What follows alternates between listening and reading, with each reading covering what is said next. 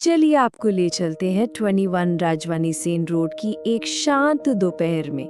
सोचिए, हवा में किताबों की खुशबू है और हमारे पसंदीदा जासूस फेलुदा अपने भतीजे तोपशे और हाँ, हमेशा की तरह मजेदार लेखक जतायु बाबू के साथ बैठे हैं।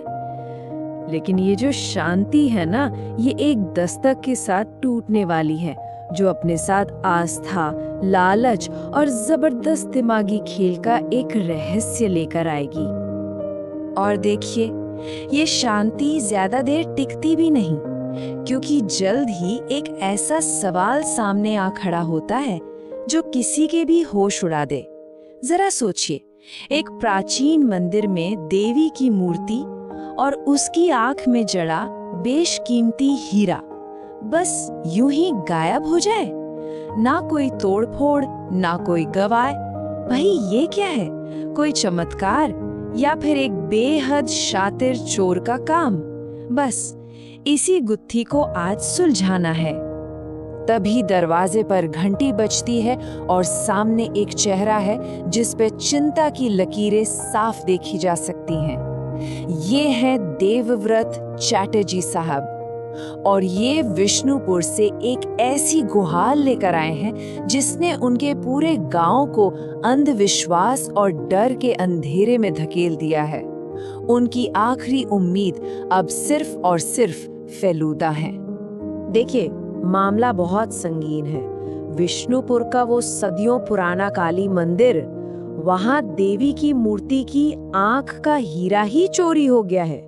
अब ये सिर्फ एक कीमती पत्थर का गायब होना नहीं है, गांव वालों के लिए तो ये देवी का अपमान है, एक बहुत बड़ा अपशकुन। पूरे गांव में डर और अजीब अजीब बातों का माहौल है। लोगों की आस्था दांव पे लगी है। एक तरफ जहां जतायु बाबू देवी के प्रकोप की कहानियों से कांप रहे हैं, वहीं दूसरी तरफ फेलुदा का दिमाग बिल्कुल शांत। उनका जवाब एकदम साफ और सटीक है। ये कोई दैवीय घटना नहीं, ये किसी चालाक इंसान का सोचा समझा काम है। और बस इसी विश्वास के साथ हमारी ये तिकड़ी रहस्य के केंद्र यानी विष्णुपुर के लिए रवाना हो जाती है। तो पहला पड़ा विष्णुपुर। अब हम अपराध के केंद्र में पहुंच चुके हैं। यहाँ का मशहूर काली मंदिर, जो कभी शांति और आस्था का प्रतीक था, आज डर और रहस्य की परछाई में डूबा हुआ है। हवा में एक अजीब सा तनाव है और यहीं से फेलुदा की जांच का पहला अध्याय शुरू होने वाला है।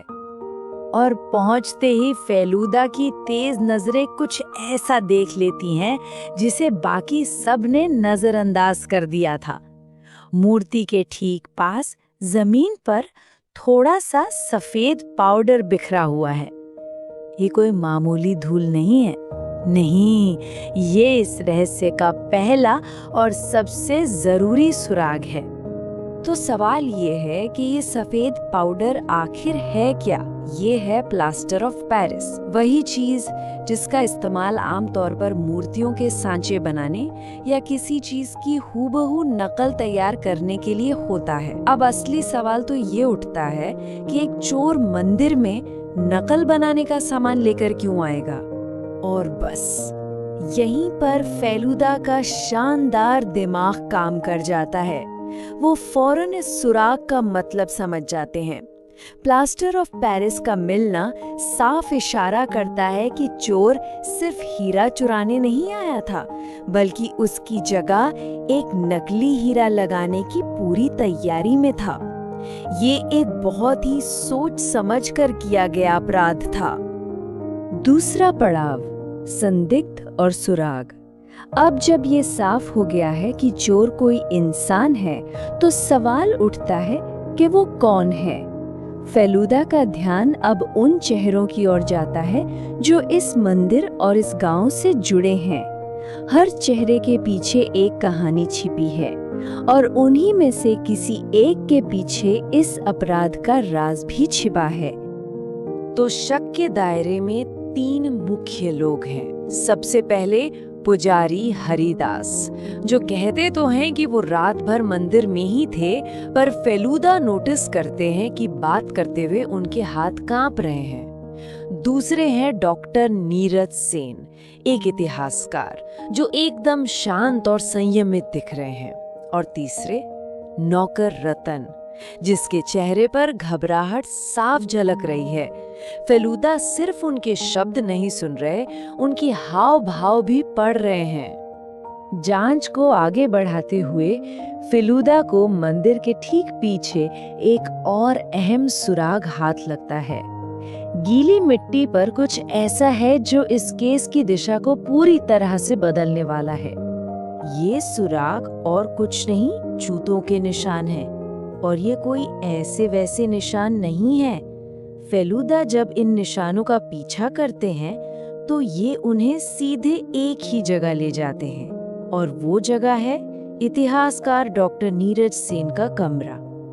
अब अटकलों का खेल खत्म हो चुका था। फेलूदा के पास एक ठोस लिंक था, और जब डॉक्टर सेन के कमरे की तलाशी होती है तो सच शीशे की तरह साफ हो जाता है। एक तरफ उनका दावा है कि वो तो बस अपनी किताबों में डूबे हुए थे, रिसर्च कर रहे थे, लेकिन दूसरी तरफ हकीकत ये है कि उनके कमरे से वही प्लास्टर ऑफ पेरिस और नकल बनाने के औजार मिलते हैं। अब सारे सुराग एक ही दिशा में इशारा कर रहे हैं। चलिए, अब समय आ गया है अंतिम पड़ाव का। फेलूदा सभी संदिग्धों को मंदिर में इकट्ठा करते हैं ताकि सबके सामने दूध का दूध और पानी का पानी हो सके। माहौल में तनाव इतना है कि उसे साफ महसूस किया जा सकता है। फेलूदा बिना कोई भूमिका बनाए सीधे मुद्दे पर आते हैं। उनकी नजरें सीधे डॉक्टर सेन पर टिकी हैं और उनका सवाल किसी तीर की तरह चुभता है। अब बचने का कोई रास्ता नहीं है। घबराहट में डॉक्टर सेन आखिरी बार खुद को बेगुनाह साबित करने की कोशिश करते हैं। उनकी आवाज में अब आत्मविश्वास नहीं, बल्कि डर साफ सुनाई दे रहा है। लेकिन उन्हें क्या पता कि फेलूदा के पास अब निर्णायक सबूत है। और फिर वो पल आता है जब सारा खेल खत्म हो जाता है। फेलूदा डॉक्टर सेन के बैग से चोरी हुआ असली हीरा सबके सामने निकालते हैं। वहां मौजूद हर एक इंसान बस भौंचक्का रह जाता है। अब किसी शक की कोई गुंजाइश नहीं बची थी। तो चलिए एक बार फिर से देखते हैं कि फेलूदा ने इस पूरी गुत्थी को कैसे सुलझाया। स्टेप 1, सुराग। जमीन पर मिला वो प्लास्टर ऑफ पेरिस जिसने बताया कि ये सिर्फ चोरी नहीं, हीरे को बदलने की साजिश थी। स्टेप 2, संदेह। गीली मिट्टी पर मिले जूतों के निशान जो उन्हें सीधा डॉक्टर सेन के दरवाजे तक ले गए। स्टेप 3, सबूत। डॉक्टर सेन के कमरे से मिले औजार और आखिर में उनके बैग से बरामद हुआ असली हीरा। और आखिरी स्टेप, मकसद। जांच में पता चला कि डॉक्टर सेन पर भारी कर्ज था और वो इस हीरे को बेचकर देश से भागने की फिराक में थे। हर कड़ी बिल्कुल सही जगह जुड़ गई। अपराधी के पकड़े जाने के बाद हीरा वापस अपनी सही जगह यानी देवी की मूर्ति की आंख में लगा दिया जाता है। विष्णुपुर के गांव में शांति और आस्था दोनों एक बार फिर से लौट आते हैं। और इस सारे गंभीर माहौल के बीच जटायु बाबू हमेशा की तरह अपने ही अंदाज में तनाव को हल्का कर देते हैं। अरे वाह, उन्हें तो अपनी अगली बेस्ट सेलर किताब का टाइटल भी मिल गया। कहानी तो खत्म हो गई, अपराधी को सजा भी मिल जाएगी। लेकिन हर कहानी हमें कुछ ना कुछ सिखाती है। इस पूरे रहस्य, इस अपराध और इसके खुलासे से हम अपने लिए सबसे बड़ी क्या सीख ले सकते हैं? और इसका जवाब हमें फेलूदा के शब्दों में ही मिलता है। सच्चाई ही सबसे बड़ी शक्ति है। झूठ और अपराध के पैर नहीं होते, और अंत में जीत हमेशा सच की ही होती है। बस यही इस पूरी कहानी का सार है। चलिए आपको ले चलते हैं 21 राजवानी सेन रोड की एक शांत दोपहर में।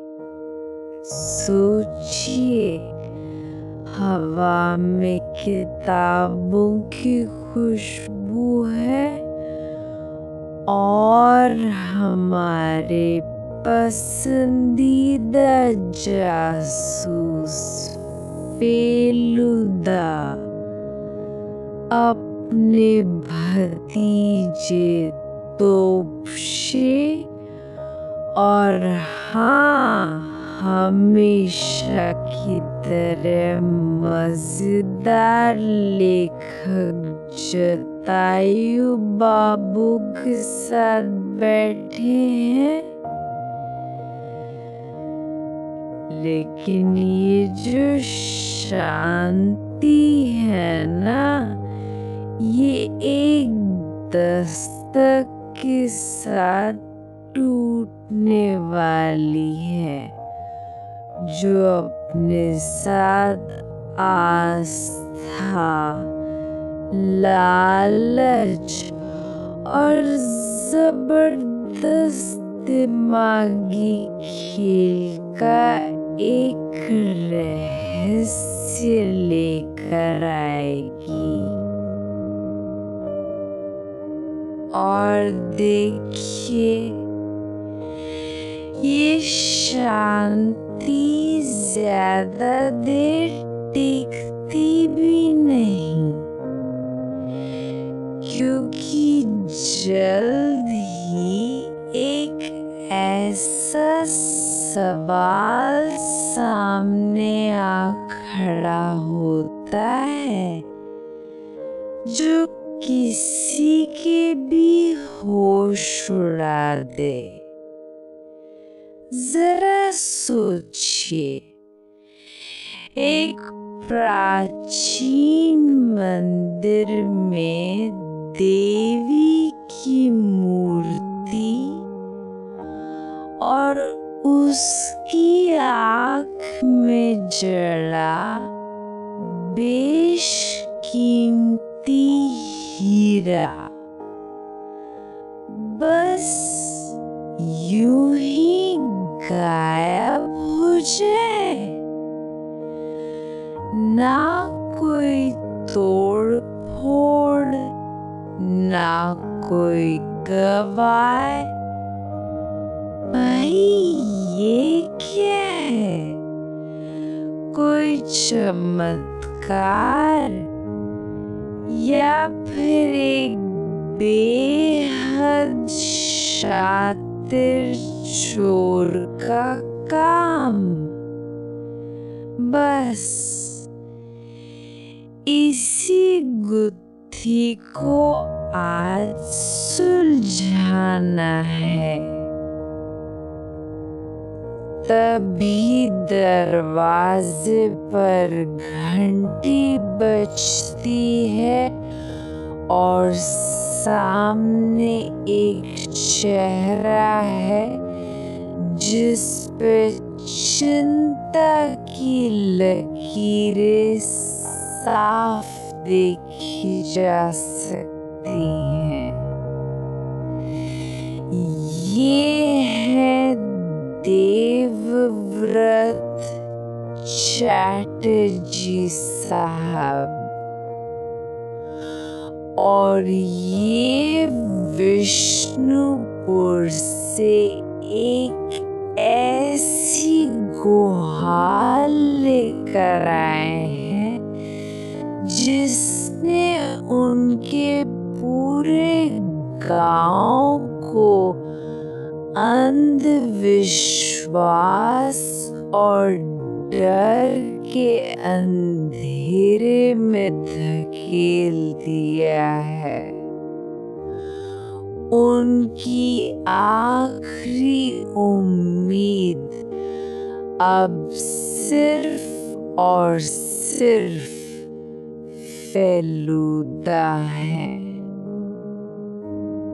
देखिए, मामला बहुत संगीन है। विष्णुपुर का वो सदियों पुराना काली मंदिर, वहाँ देवी की मूर्ति की आँख का हीरा ही चोरी हो गया है। अब ये सिर्फ एक कीमती पत्थर का गायब होना नहीं है, गांव वालों के लिए तो ये देवी का अपमान है, एक बहुत बड़ा अपशकुन। पूरे गांव में डर और अजीब अजीब बातों का माहौल है। लोगों की आस्था दांव पे लगी है। एक तरफ जहां जटायु बाबू देवी के प्रकोप की कहानियों से कांप रहे हैं, वहीं दूसरी तरफ फेलूदा का दिमाग बिल्कुल शांत। उनका जवाब एकदम साफ और सटीक है। ये कोई दैवीय घटना नहीं, ये किसी चालाक इंसान का सोचा समझा काम है। और बस इसी विश्वास के साथ हमारी ये तिकड़ी रहस्य के केंद्र यानी विष्णुपुर के लिए रवाना हो जाती है। तो पहला पड़ा विष्णुपुर। अब हम अपराध के केंद्र में पहुंच चुके हैं। यहाँ का मशहूर काली मंदिर, जो कभी शांति और आस्था का प्रतीक था, आज डर और रहस्य की परछाई में डूबा हुआ है। हवा में एक अजीब सा तनाव है और यहीं से फेलूदा की जांच का पहला अध्याय शुरू होने वाला है। और पहुंचते ही फेलूदा की तेज नजरें कुछ ऐसा देख लेती हैं जिसे बाकी सब ने नजरअंदाज कर दिया था। मूर्ति के ठीक पास जमीन पर थोड़ा सा सफेद पाउडर बिखरा हुआ है। ये कोई मामूली धूल नहीं है। नहीं, ये इस रहस्य का पहला और सबसे जरूरी सुराग है। तो सवाल ये है कि ये सफेद पाउडर आखिर है क्या?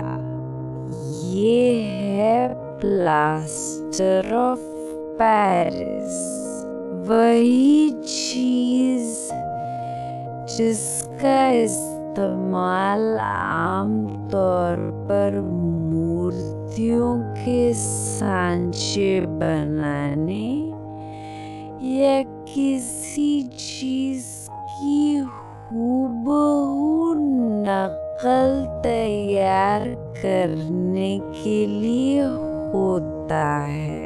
अब असली सवाल तो ये उठता है कि चोर मंदिर में नकल बनाने का सामान लेकर क्यों आएगा? और बस यहीं पर फेलुदा का शानदार दिमाग काम कर जाता है।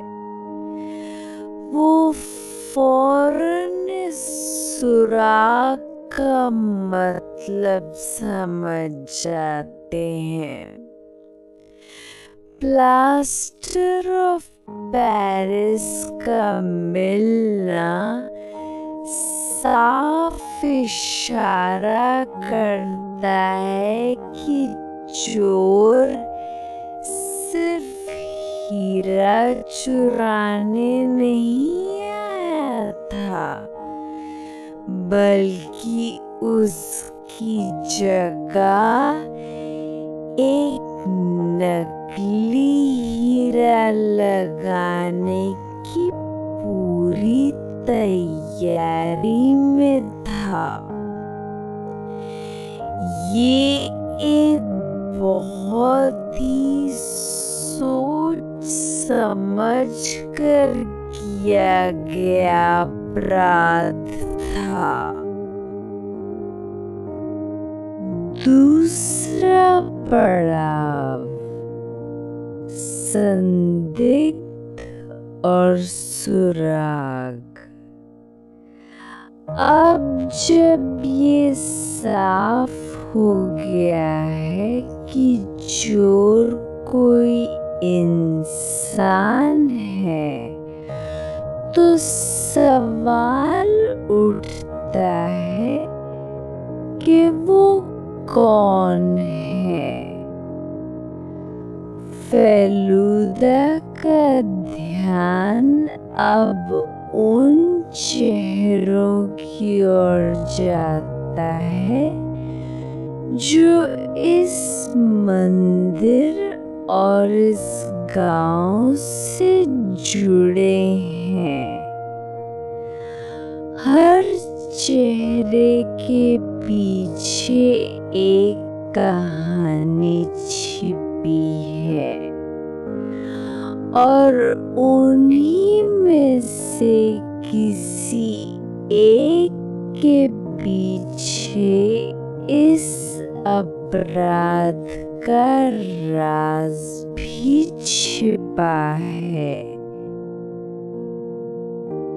तो शक के दायरे में तीन मुख्य लोग हैं। सबसे पहले पुजारी हरिदास, जो कहते तो हैं कि वो रात भर मंदिर में ही थे, पर फेलूदा नोटिस करते हैं कि बात करते हुए उनके हाथ कांप रहे हैं।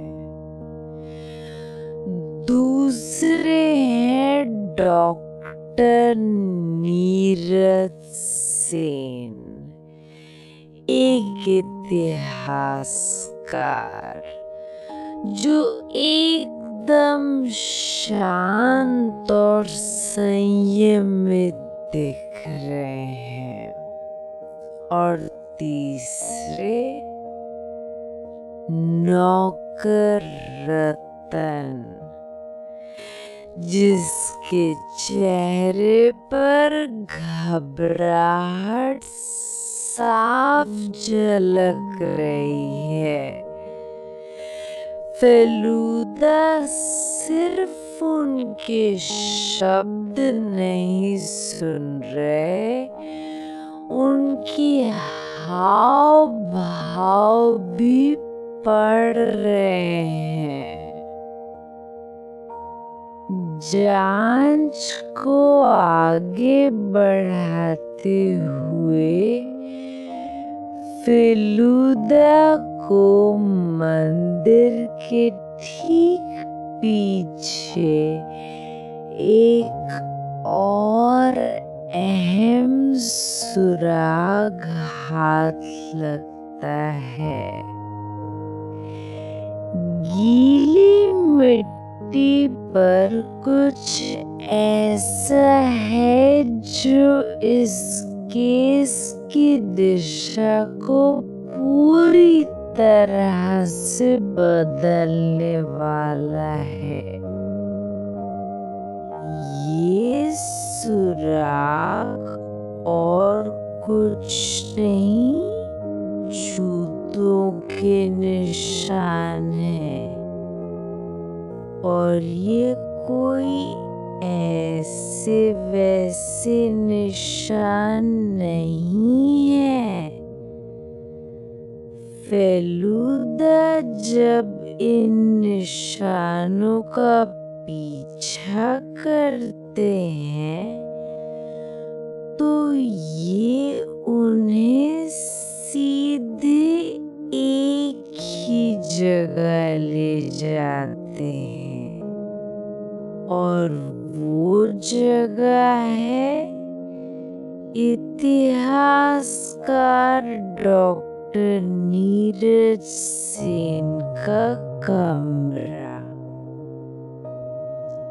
अब अटकलों का खेल खत्म हो चुका था। फेलूदा के पास एक ठोस लिंक था,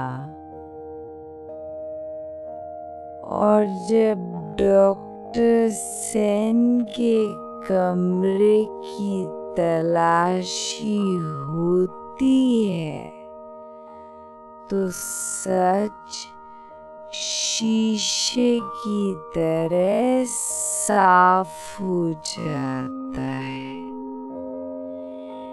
एक तरफ उनका दावा है कि वो तो बस अपनी किताबों में डूबे हुए थे, रिसर्च कर रहे थे, लेकिन दूसरी तरफ हकीकत ये है कि उनके कमरे से वही प्लास्टर ऑफ पेरिस और नकल बनाने के औजार मिलते हैं। अब सारे सुराग एक ही दिशा में इशारा कर रहे हैं। चलिए अब समय आ गया है अंतिम पड़ाव का। फेलुदा सभी संदिग्धों को मंदिर में इकट्ठा करते हैं ताकि सबके सामने दूध का दूध और पानी का पानी हो सके। माहौल में तनाव इतना है कि उसे साफ महसूस किया जा सकता है। फेलुदा बिना कोई भूमिका बनाए सीधे मुद्दे पर आते हैं। उनकी नजरें सीधे डॉक्टर सेन पर टिकी है और उनका सवाल किसी तीर की तरह चुभता है। अब बचने का कोई रास्ता नहीं है। घबराहट में डॉक्टर सेन आखिरी बार खुद को बेगुनाह साबित करने की कोशिश करते हैं। उनकी आवाज में अब आत्मविश्वास नहीं बल्कि डर साफ सुनाई दे रहा है। लेकिन उन्हें क्या पता कि फेलुदा के पास अब निर्णायक सबूत है।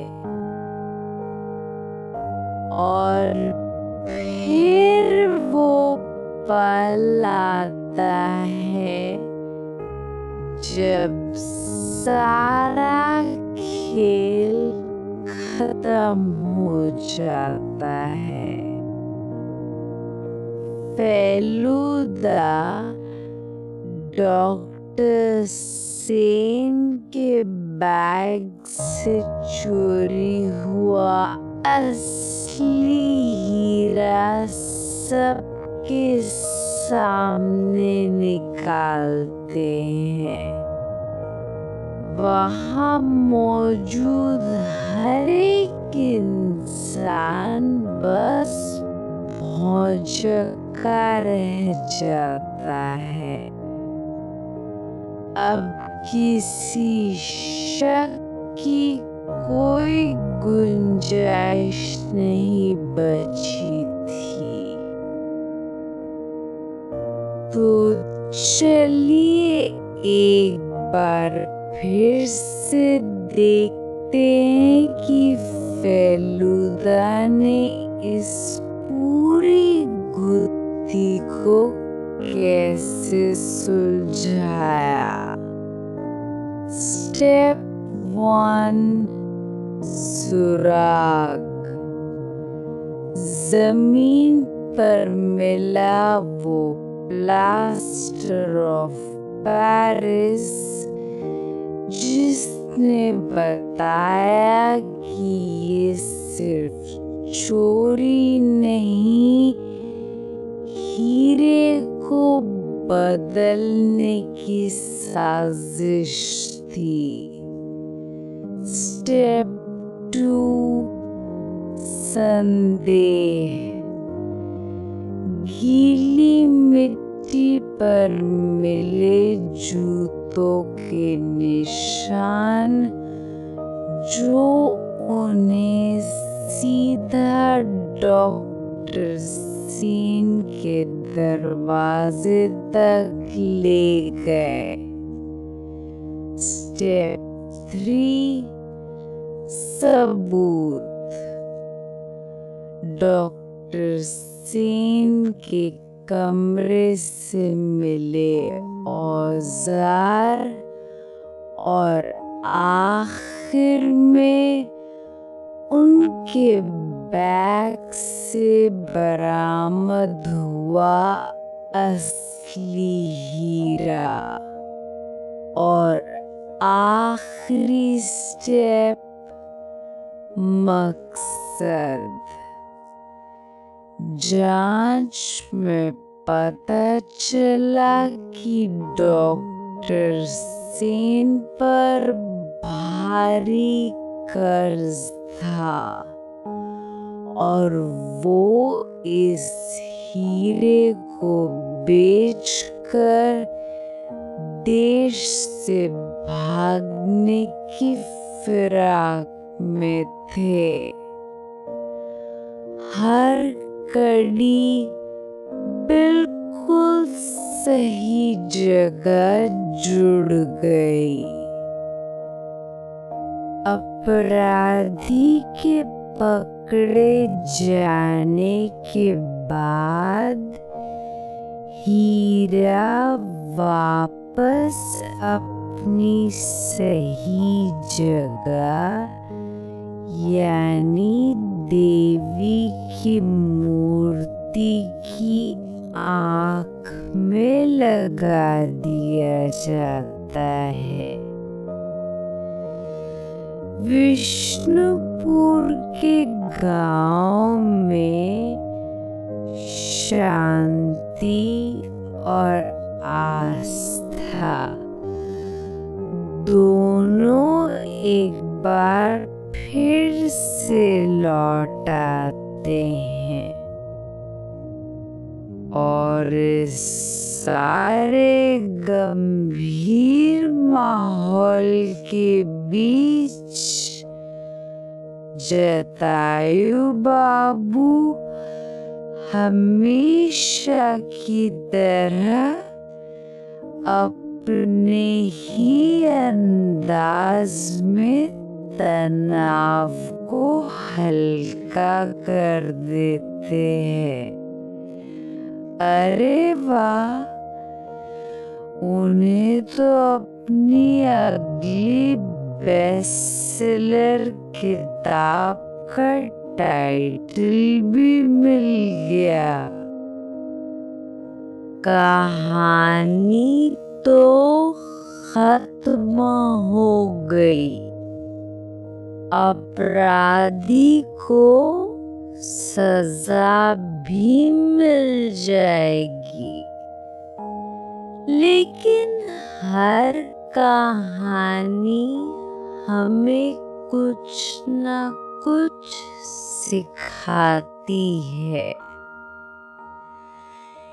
इस पूरे रहस्य, इस अपराध और इसके खुलासे से हम अपने लिए सबसे बड़ी क्या सीख ले सकते हैं? और इसका जवाब हमें फेलूदा के शब्दों में ही मिलता है। सच्चाई ही सबसे बड़ी शक्ति है।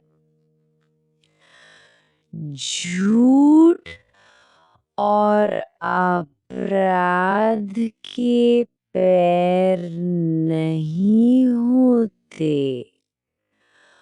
और अंत में जीत हमेशा सच की ही होती है। बस यही इस पूरी कहानी का सार है।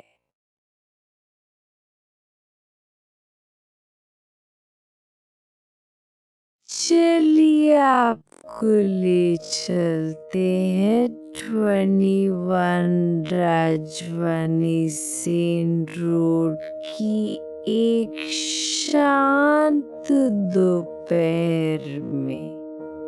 सोचिए, हवा में किताबों की खुशबू है और हमारे पसंदीदा जासूस फेलुदा अपने भतीजे तोपशे और हाँ, हमेशा की तरह मजेदार लेखक जतायु बाबू के साथ बैठे हैं। लेकिन ये जो शांति है ना, ये एक दस्तक के साथ टूटने वाली है, जो अपने साथ आस्था, लालच और जबरदस्त दिमागी खेल का एक रहस्य लेकर आएगी। और देखिए, ये शांति ज्यादा देर टिकती भी नहीं, क्योंकि जल्द ही एक ऐसा सवाल सामने आ खड़ा होता है जो किसी के भी होश उड़ा दे। जरा सोचिए, एक प्राचीन मंदिर में देवी की मूर्ति और उसकी आँख में जड़ा बेशकीमती हीरा बस यूं ही गायब हो जाए। ना कोई तोड़ फोड़, ना कोई गवाह। भाई, ये क्या है? कोई चमत्कार या फिर एक बेहद शातिर चोर का काम? बस इसी गुत्थी को आज सुलझाना है। तभी दरवाजे पर घंटी बजती है और सामने एक चेहरा है जिस पे चिंता की लकीरें साफ देखी जा सकती हैं। ये है देवव्रत चैटर्जी साहब, और ये विष्णुपुर से एक ऐसी गुहार लेकर आए हैं जिसने उनके पूरे गांव को अंधविश्वास और डर के अंधेरे में धकेल दिया है। उनकी आखिरी उम्मीद अब सिर्फ और सिर्फ फेलूदा है। देखिए, मामला बहुत संगीन है। विष्णुपुर का वो सदियों पुराना काली मंदिर, वहाँ देवी की मूर्ति की आँख का हीरा ही चोरी हो गया है।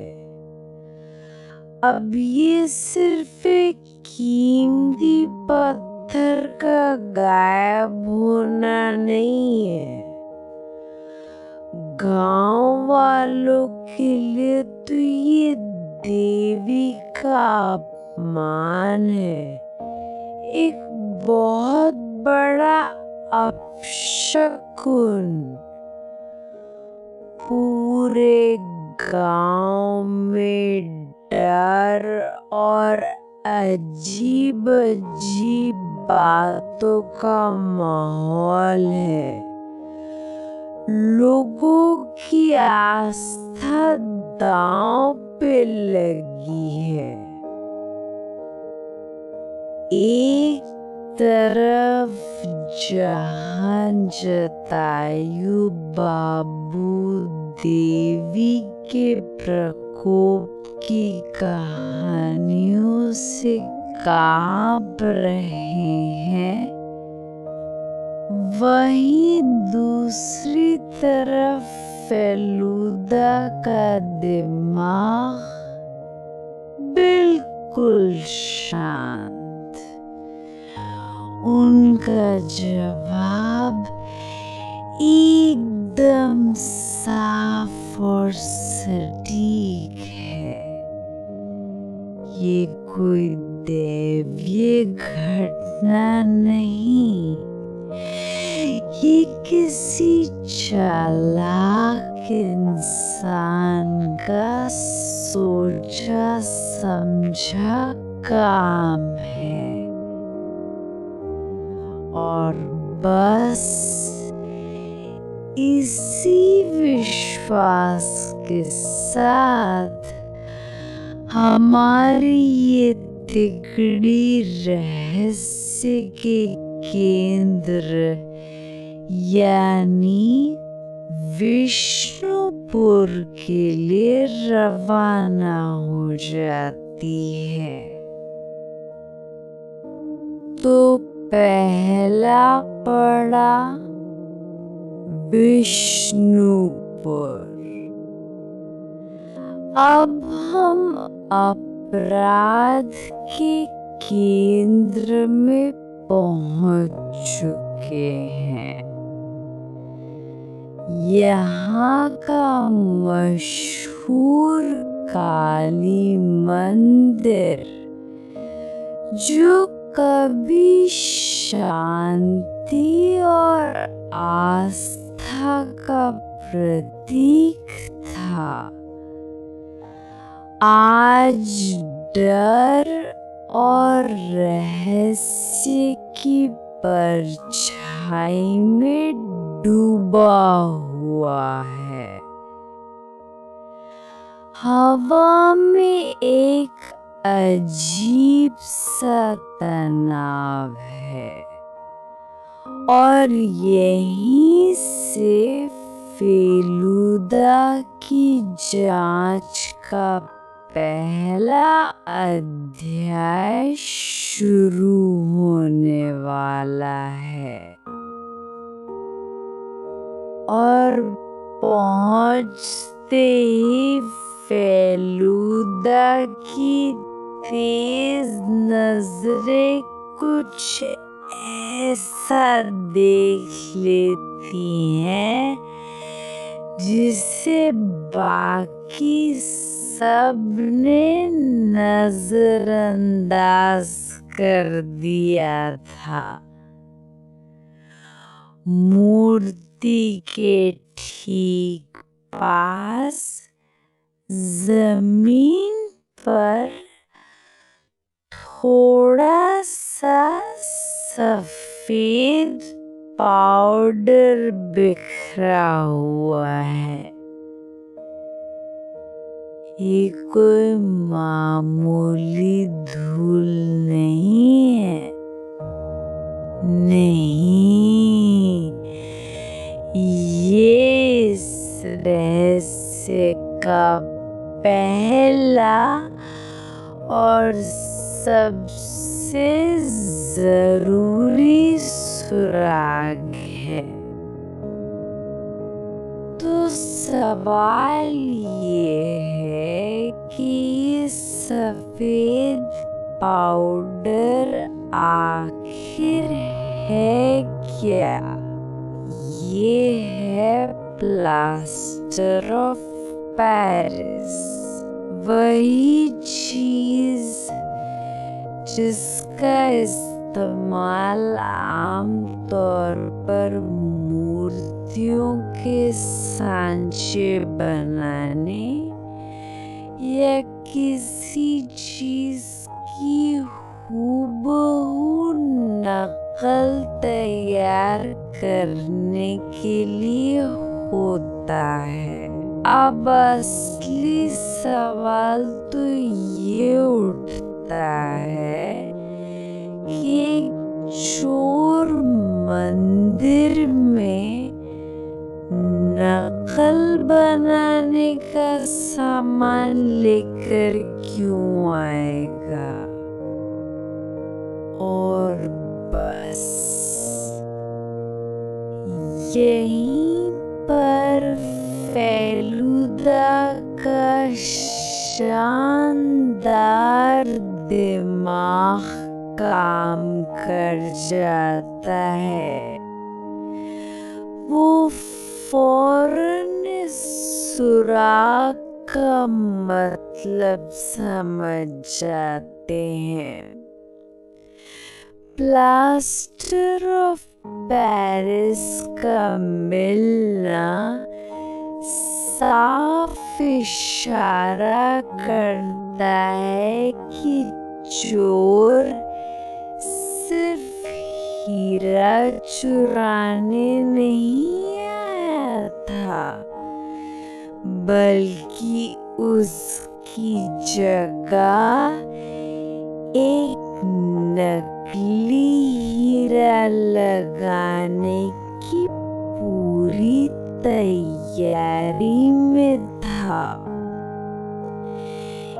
ये एक बहुत ही सोच समझ कर किया गया अपराध था।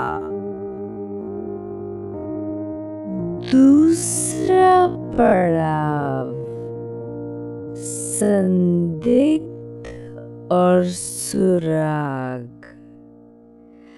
अब जब ये साफ हो गया है कि चोर कोई इंसान है, तो सवाल उठता है कि वो कौन है?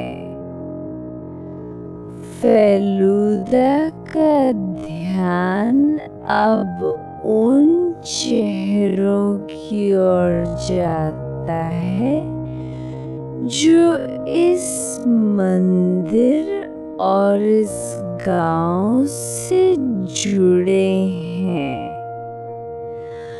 हर चेहरे के पीछे एक कहानी छिपी है और उन्हीं में से किसी एक के पीछे इस अपराध का राज भी छिपा है।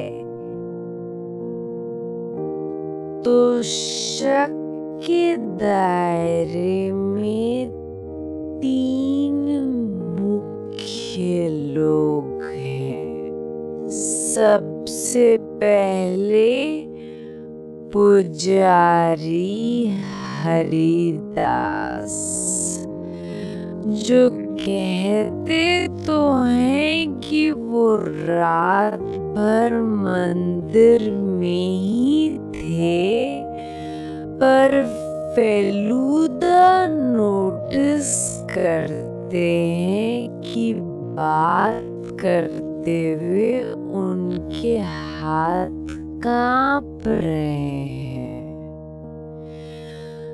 दूसरे हैं डॉक्टर नीरज सेन, एक इतिहासकार जो एकदम शांत और संयमित दिख रहे हैं। और तीसरे नौकर रतन, जिसके चेहरे पर घबराहट साफ झलक रही है। फेलूदा सिर्फ उनके शब्द नहीं सुन रहे, उनकी हाव भाव भी पढ़ रहे हैं। जांच को आगे बढ़ाते हुए फेलूदा को मंदिर के ठीक पीछे एक और अहम सुराग हाथ लगता है। गीली मिट्टी पर कुछ ऐसा है जो इस केस की दिशा को पूरी तरह से बदलने वाला है। ये सुराग और कुछ नहीं, जूतों के निशान हैं। और ये कोई ऐसे वैसे निशान नहीं है। फेलूदा जब इन निशानों का पीछा करते हैं तो ये उन्हें सीधे एक ही जगह ले जाते हैं, और वो जगह है इतिहासकार डॉक्टर नीरज सेन का कमरा। अब अटकलों का खेल खत्म हो चुका था। फेलूदा के पास एक ठोस लिंक था,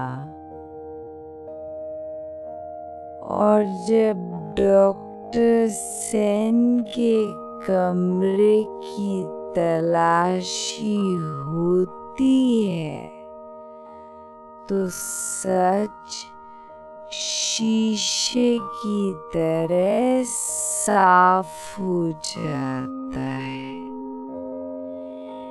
एक तरफ उनका दावा है कि वो तो बस अपनी किताबों में डूबे हुए थे, रिसर्च कर रहे थे, लेकिन दूसरी तरफ हकीकत ये है कि उनके कमरे से वही प्लास्टर ऑफ पेरिस और नकल बनाने के औजार मिलते हैं।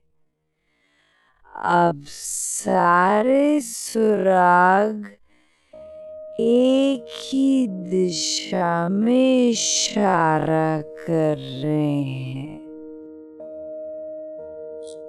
चलिए, अब समय आ गया है अंतिम पड़ाव का। फेलुदा सभी संदिग्धों को मंदिर में इकट्ठा करते हैं ताकि सबके सामने दूध का दूध और पानी का पानी हो सके। माहौल में तनाव इतना है कि उसे साफ महसूस किया जा सकता है। फेलुदा बिना कोई भूमिका बनाए सीधे मुद्दे पर आते हैं। उनकी नजरें सीधे डॉक्टर सेन पर टिकी है और उनका सवाल किसी तीर की तरह चुभता है। अब बचने का कोई रास्ता नहीं है।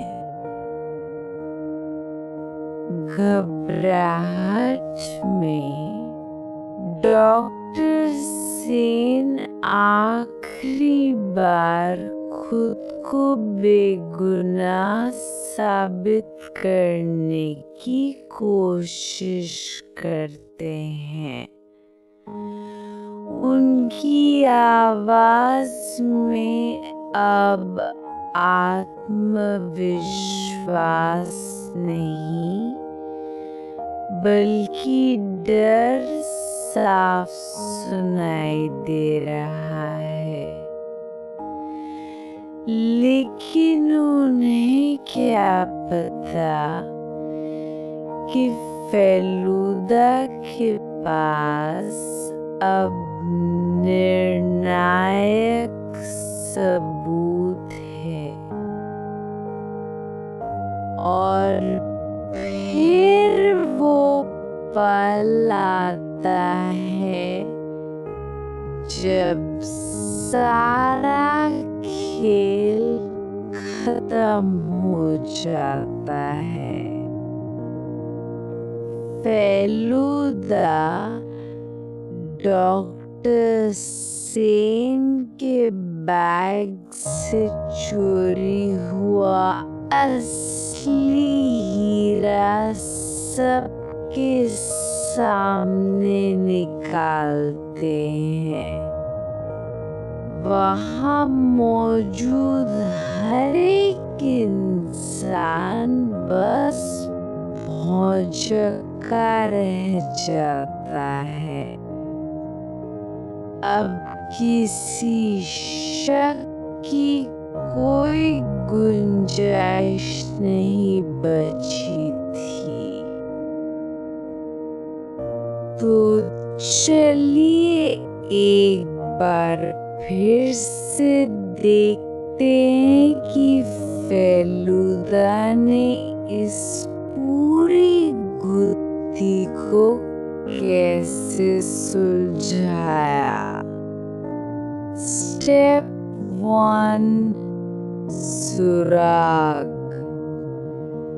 जमीन पर मिला वो प्लास्टर ऑफ पेरिस जिसने बताया कि ये सिर्फ चोरी नहीं हीरे को बदलने की साजिश थी। स्टेप 2 संदेह। गीली मिट्टी मिट्टी पर मिले जूतों के निशान, जो उन्हें सीधा डॉक्टर सेन के दरवाजे तक ले गए। स्टेप 3 सबूत। डॉक्टर सेन के कमरे से मिले औजार और आखिर में उनके बैग से बरामद हुआ असली हीरा।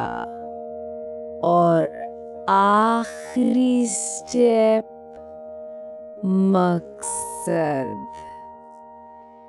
जांच में पता चला कि डॉक्टर सेन पर भारी कर्ज था और वो इस हीरे को बेचकर देश से भागने की फिराक में थे।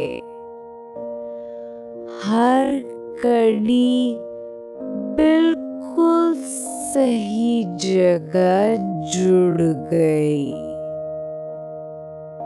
अपराधी के पकड़े जाने के बाद हीरा वापस अपनी सही जगह यानी देवी की मूर्ति की आँख में लगा दिया जाता है।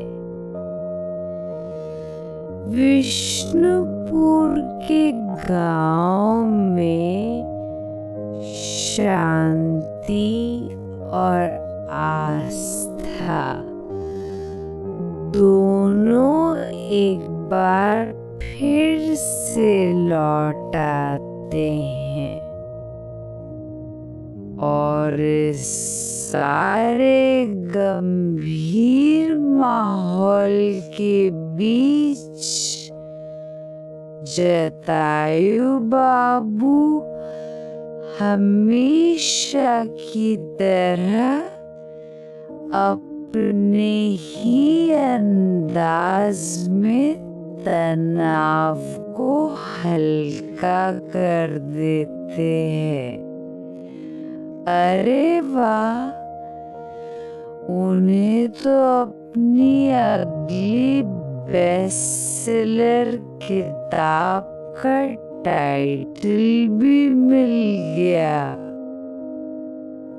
कहानी तो खत्म हो गई। अपराधी को सजा भी मिल जाएगी, लेकिन हर कहानी हमें कुछ न कुछ सिखाती है। इस पूरे रहस्य, इस अपराध और इसके खुलासे से हम अपने लिए सबसे बड़ी क्या सीख ले सकते हैं? और इसका जवाब हमें फेलूदा के शब्दों में ही मिलता है। सच्चाई ही सबसे बड़ी शक्ति है। झूठ और अपराध के पैर नहीं होते और अंत में जीत हमेशा सच की ही होती है। बस यही इस पूरी कहानी का सार